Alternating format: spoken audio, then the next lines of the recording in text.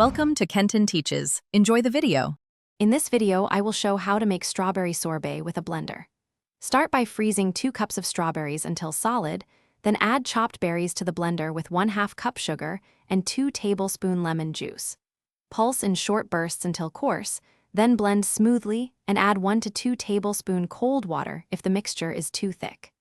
Transfer to a shallow container and chill 30 minutes before scooping and serving. Prep makes a big difference and keeps this recipe simple and reliable. Hull and quarter the strawberries so they freeze and blend evenly, then measure 1/2 cup sugar and 2 tablespoons lemon juice. If you want a smoother sorbet, dissolve sugar in a splash of warm water before chilling. Freeze until solid, then break into chunks so the blender handles them easily and you get a silky result every time. Blending frozen fruit needs a gentle approach to keep texture light and icy.